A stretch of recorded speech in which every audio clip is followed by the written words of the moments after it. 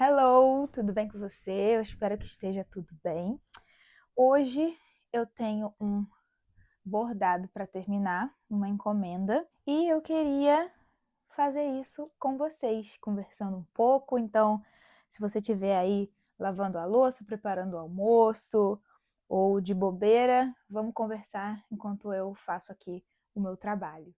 Faz alguns dias que eu tirei as minhas unhas de gel. Vou botar um take aí de como estão as minhas unhas agora, mas eu nunca usei extensão de unhas. Eu sempre gostei das minhas unhas curtinhas no talo mesmo.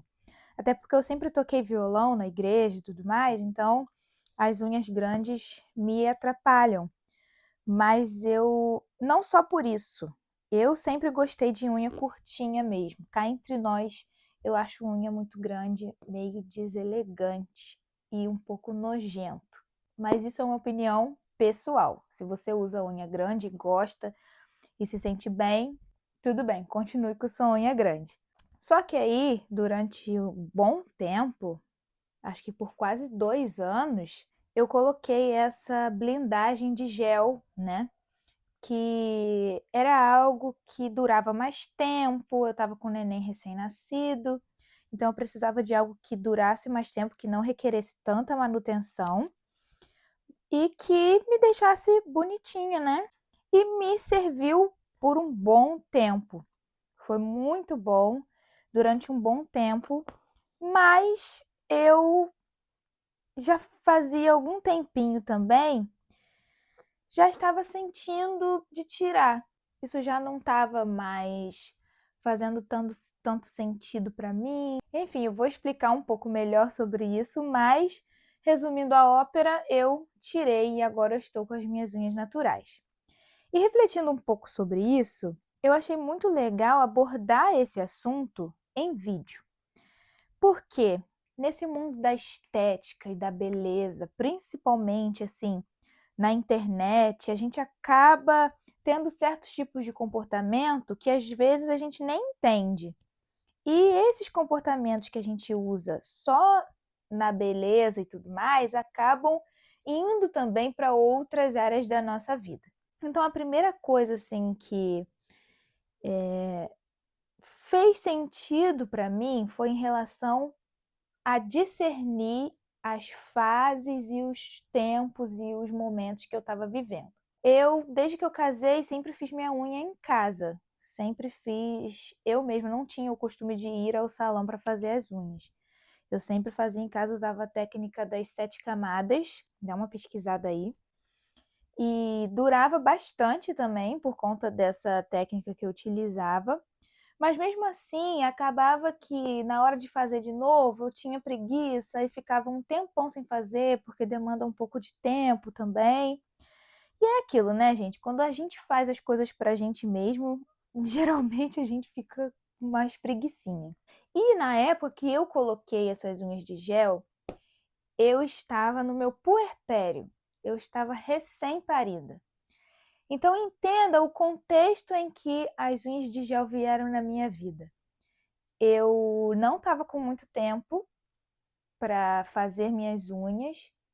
Eu estava passando por uma fase emocional difícil.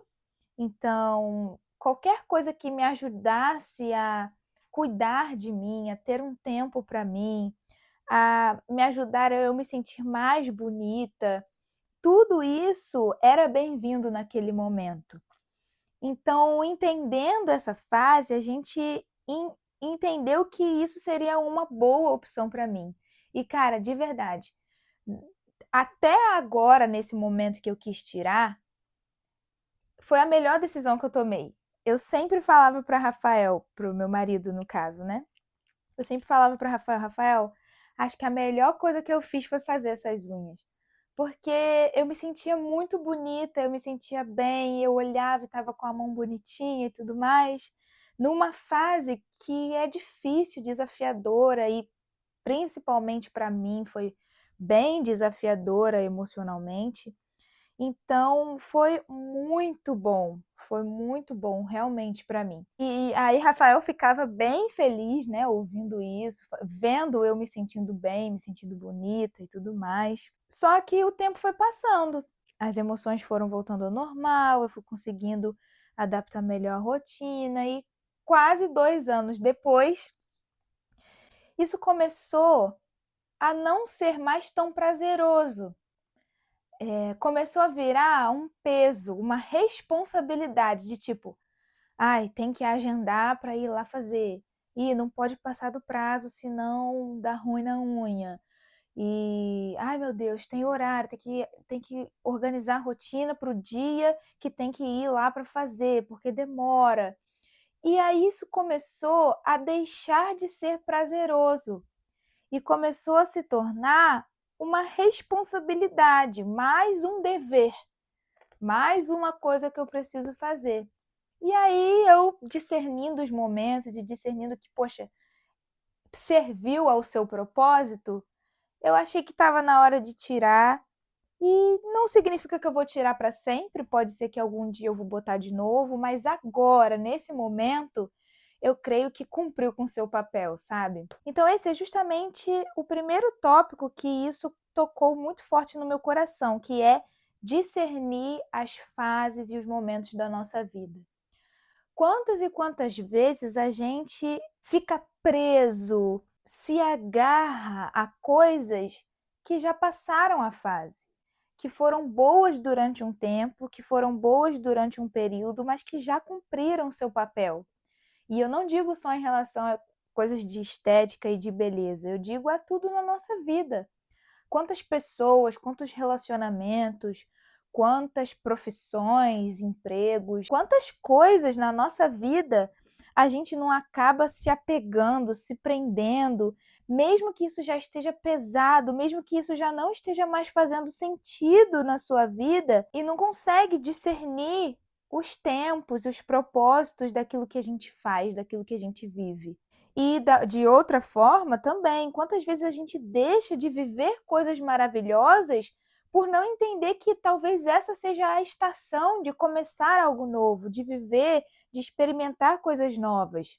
Então, eu acho que é muito importante a gente conseguir ter esse discernimento, discernir as estações, as fases, os momentos que a gente está vivendo. Não viver a vida no automático, sabe? Analisar se as coisas que a gente faz, as coisas que a gente se dedica, as coisas que a gente gasta a nossa energia, o nosso tempo, se isso está verdadeiramente fazendo sentido para nós. Ou se a gente só está apegado, se a gente só quer mostrar, provar para alguém alguma coisa. É muito importante isso, a gente discernir as estações. Eclesiastes 3 fala muito sobre isso, né? Que há tempo para todas as coisas debaixo do sol. Tem tempo de abraçar, mas também tem tempo de soltar. Como é importante a gente entender as fases, entender, ser grato por aquilo que aconteceu, que foi bom, mas que também tem o seu tempo de terminar, tem o seu tempo de se findar. Uma outra coisa que eu comecei a pensar por causa disso é sobre como a gente vive por influência. Como muitas vezes, muitas coisas que a gente faz na nossa vida é por influência, não é nem porque a gente quer. Nessa experiência das unhas, nem foi por influência, foi realmente uma decisão que eu tomei ponderando, pensando, por necessidade, né? Na época eu precisava de algo assim para me sentir bem, para me sentir bonita. Tinha um propósito nisso que eu estava fazendo. Agora, quantas e quantas coisas a gente não começa da nossa vida só porque é uma trend nova no Instagram, no TikTok? Quantas coisas a gente não começa porque a tal influenciadora tá fazendo e tal influenciadora acha isso muito legal e tá indicando? Quantos procedimentos estéticos, cara? Quantas coisas as pessoas estão se submetendo porque tá em alta, porque tá, tá na moda. E aí são coisas muitas vezes irreversíveis. Tem coisas que até dão para reverter, igual uma unha, por exemplo, uma cor de cabelo, um corte, mas tem coisas muito brutais, procedimentos estéticos no rosto, no corpo. E agora saindo do ramo da beleza, né? Quantas coisas a gente começa por conta de influência? Por pressão dos amigos, pressão da família. Quantas coisas a gente nem, às vezes, nem quer fazer, a gente nem gosta, não faz nem sentido na nossa realidade, na nossa rotina, no nosso jeito, na nossa personalidade, mas a gente começa, a gente quer fazer porque tá todo mundo fazendo. E se eu não fizer, eu vou ficar de fora. E cada vez mais a gente vai perdendo a nossa identidade, a nossa autenticidade, a gente vai perdendo a nós mesmos. E, cara, é muito triste ver que tá todo mundo ficando igual. Eu sou líder de jovens na minha igreja, então eu sei do que eu tô falando. Os adolescentes, os jovens, estão todos iguais. Todos têm os mesmos trejeitos. E é engraçado que se você conversa com eles, eles se acham os diferentões. Só que eles são iguais a todo mundo. E às vezes você é adulta, mas você está se comportando igual esse adolescente. Porque você está seguindo a mídia, você está seguindo a pressão da sua família, a vontade e a influência de outras pessoas acima daquilo que você realmente quer, daquilo que você realmente acha que é o certo, coisas que às vezes vão contra a sua fé, contra os seus princípios, mas você tá lá fazendo porque é o que tá todo mundo fazendo. Então, assim, não viva por influência. Não faça as coisas só porque todo mundo está fazendo. Faz porque faz sentido para você. Faz porque realmente você gosta ou você precisa ou você acha legal, acha bom. E principalmente, não faça porque está em alta na internet. A internet não é a vida real. Você não sabe como as pessoas fazem para conseguir ter uma manutenção daquilo que elas estão fazendo. Você não conhece a rotina das pessoas da internet, você não conhece a realidade da vida delas. Então, não tome decisões na sua vida baseado naquilo que você vê na internet, naquilo que as pessoas estão falando na internet. E aí, isso me leva a pensar algo que acaba sendo um pouco mais profundo, que é como a gente acaba aceitando e suportando certos desconfortos que não eram para a gente suportar. Aqui, veja bem, eu não estou falando que a gente não deve suportar desconforto. Pelo contrário, tem desconfortos que a gente precisa aceitar, abraçar e vivê-los.